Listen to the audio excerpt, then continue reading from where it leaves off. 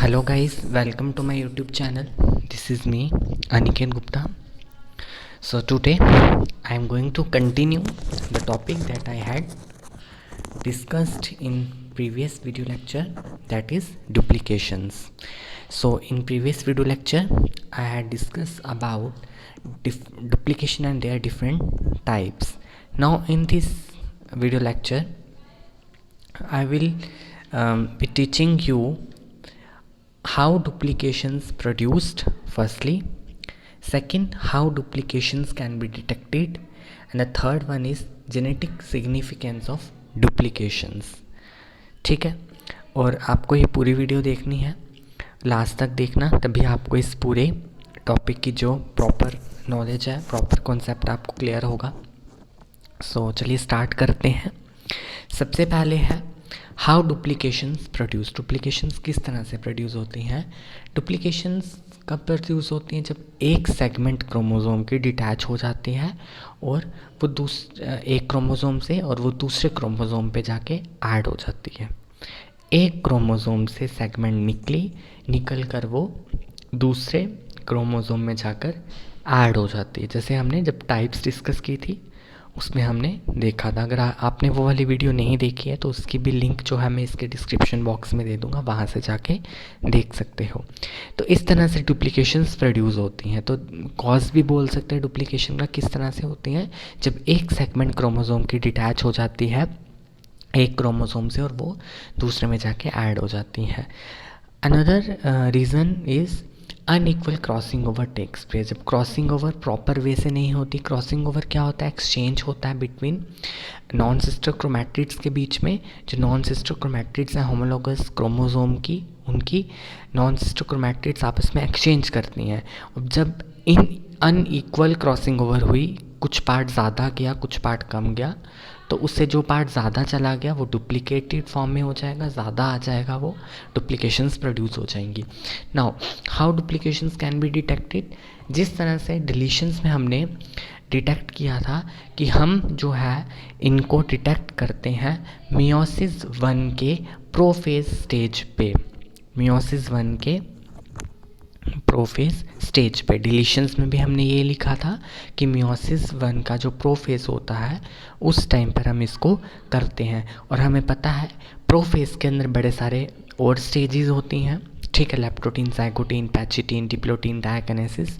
तो हम जो है इसको पैचिटीन स्टेज में जो है हमें ये देखने को मिलता है.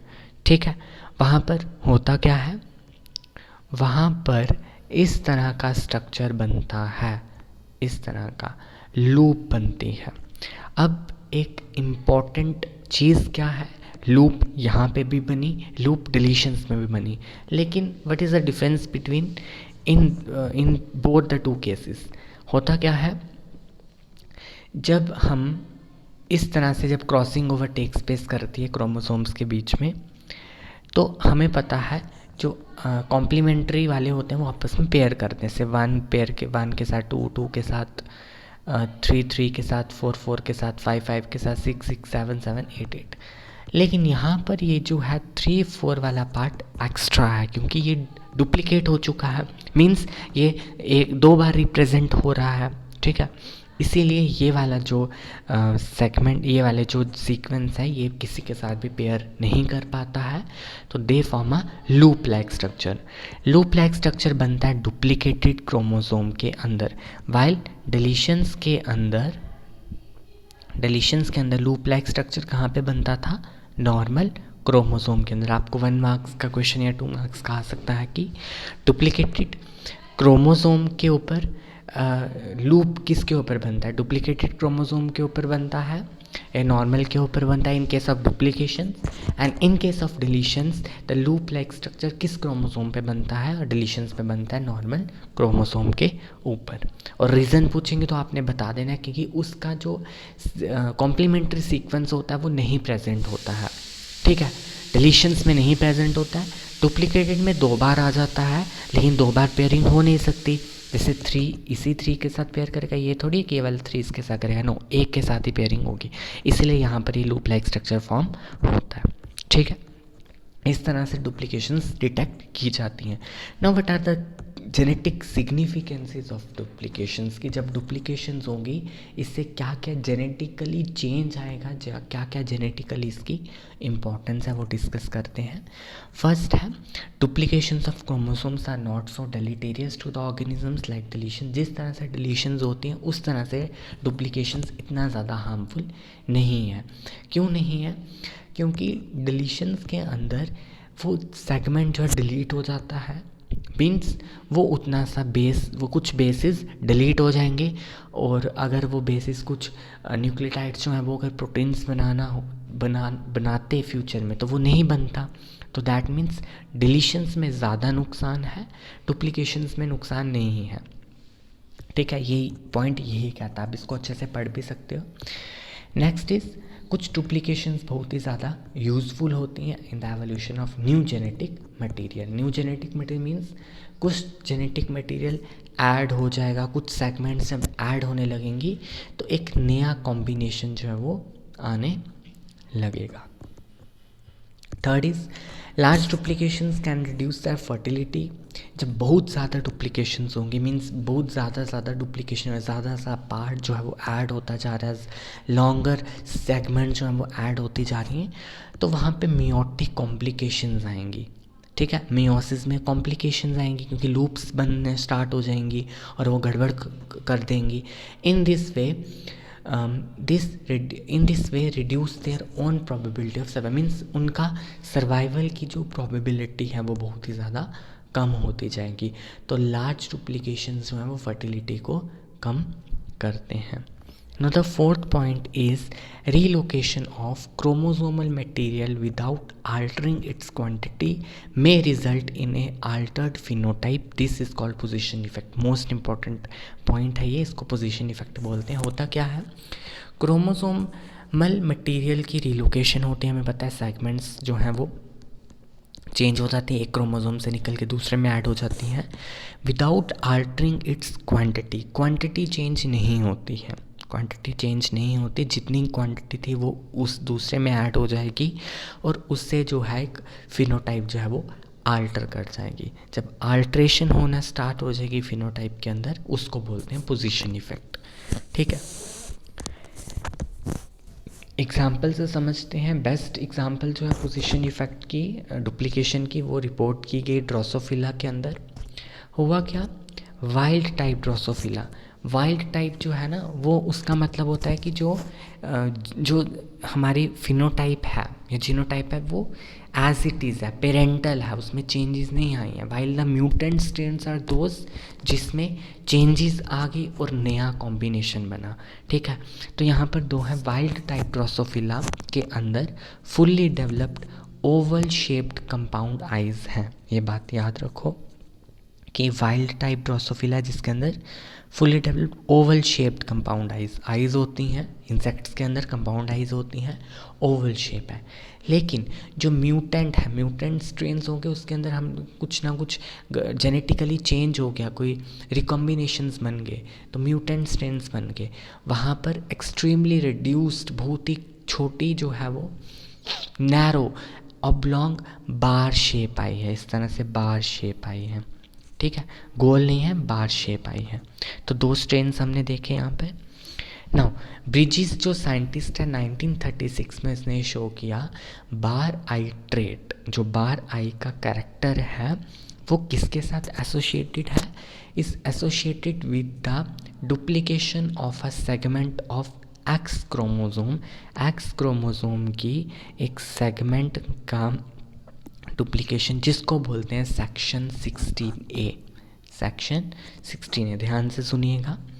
ब्रिजिस ने शो किया कि बार आई ट्रेट जो है वो किसके साथ एसोसिएटेड है, डुप्लीकेशन हो जाती है सेगमेंट ऑफ एक्स क्रोमोसोम की। मीन्स एक्स क्रोमोसोम है उसकी सेगमेंट जो है वो डुप्लीकेट हो जाती है और उसको बोलते हैं हम सेक्शन 16A।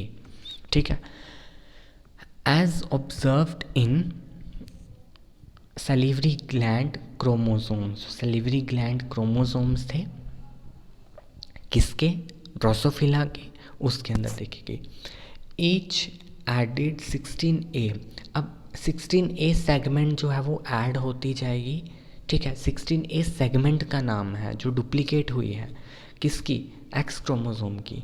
तो वहाँ पर ये जैसे जैसे होती जाएगी 16A, तो ये इंटेंसीफाई करेगी। इंटेंसीफाई का मतलब क्या, उसको और ज़्यादा निखारेगी। किस चीज़ को, बार फिनोटाइप को। जो बार फिनोटाइप है उसको और ज़्यादा वो इंटेंसीफाई करती जाएगी। जैसे जैसे ये सेगमेंट जो ऐड अप होती जाएगी, वैसे वैसे ये वाला जो हमारा फिनोटाइप है बार आई का, ये इंटेंसीफाई होता जाएगा।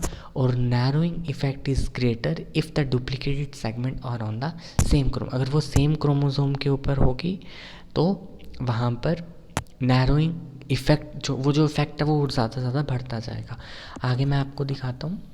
बार आई के अंदर हर एक सेगमेंट जो ऐड हो रही है वो किसको नैरो कर रही है, आई को स्टिल फार्दर, मीन्स करती ही जा रही है। And this effect is enhanced as more duplications occur in one chromosome. मैंने आपको अभी बताया कि ये नैरोइंग इफेक्ट जो है, नैरोइंग का मतलब होगा जो आई सफेरिकल थी वो छोटी छोटी नैरो होती जा रही है, ऑब्लॉन्ग बार शेप होती जा रही है। मीन्स क्या होता जा रहा है, डुप्लीकेटेड सेगमेंट जितने ज़्यादा बढ़ते जा रहे हैं, जितना ज़्यादा वो डुप्लीकेटेड सेगमेंट बार बार आते जा रहे हैं, एक बार आया, दो बार आया, तीन बार आया, चार बार आया, तो उतना ज़्यादा वो उसको इंटेंसीफाई कर रहे हैं, उतना ज़्यादा वो इफ़ेक्ट जो है वो इन्हांस्ड हो रहा है। ठीक है, अब मैं आपको इसमें दिखाता हूँ। देखो ये फिनोटाइप आ गया, ये फिनोटाइप, ये आई की शेप है, नॉर्मल है ये, जिसमें ये आपके जीन्स हैं। यहाँ पे क्या हुआ, ये ए ऐड हुआ, ऐड होने से क्या हुआ, हेट्रोजाइगस बार शेप। हेटेरोजाइगस है क्योंकि यहाँ पर दो है, यहाँ पर एक है, बार शेप। आई देखो थोड़ी सी छोटी होगी। नेक्स्ट देखेंगे हम, यहाँ पे आप देख सकते हो। अब यहाँ पर कंडीशन क्या आ चुकी है, होमोजाइगस, क्योंकि दो दो ऐड हो चुके हैं, यहाँ पे भी दो ए, यहाँ पे भी दो ए, तो होमोजाइगस बार आई देखो और ज़्यादा आई जो है वो नैरो होती जा रही है। यहाँ पे देखो हेट्रोजाइगस आ गई, तीन यहाँ पर है, दो यहाँ पर है, हेट्रोजाइगस कंडीशन बन गई अल्ट्रा बार। अब देखो और ज़्यादा बार होती जा रही है, और ज़्यादा नैरो होती जा रही है। ठीक है, हाँ। तो इसके बाद जब आप लास्ट वाली देखोगे, यहाँ पर देखोगे तीन होमोजाइगस बन गई, अल्ट्रा बार और ज़्यादा बार होगी, तो फाइनली ये आई जो है वो मिली हमें किसमें, दिस ड्रोसोफिला के अंदर। This table shows comparison of genotypes and phenotype for bar I in Drosophila females. Drosophila females के अंदर किस तरह से बार आई की आती गई वो हमने देखा डुप्लीकेशंस होती गई। हर पॉइंट पे आप देख सकते हो ये ए ऐड होता जा रहा है, एक ही क्रोमोसोम के ऊपर हो रहा है, एक्स क्रोमोसोम के ऊपर हो रहा है। ठीक है, तो इसीलिए ये जो कैरेक्टर है वो बड़ा ज़्यादा इंटेंसीफाई होता जा रहा है, इसी को हम बोलते हैं पोजीशन इफेक्ट। सो ये थे आपके कुछ जेनेटिक सिग्निफिकेंसेस। ठीक है, और किस तरह से हमने देखा किस तरह से ये डिटेक्ट की जाती हैं ड्यूरिंग पैच जीन स्टेज में, ये लूप लाइक स्ट्रक्चर बनता है, और उसके बाद ये कैसे प्रोड्यूस होती हैं अनइक्वल क्रॉसिंग ओवर से, और साथ ही साथ जब एक क्रोमोसोम से एक छोटी सी सेगमेंट या बड़ी सेगमेंट निकलती है, दूसरे क्रोमोसोम में ऐड हो जाती है, तो duplications were produce. So I hope आपको यहाँ से ये टॉपिक बिल्कुल क्लियर हो गया हो। अगर आपको कोई भी क्वेरी है आप कमेंट सेक्शन में पूछ सकते हो, एंड अगर समझ में आया है तो लाइक करना मत भूलिएगा, शेयर करना, सब्सक्राइब करना। Thank you so much.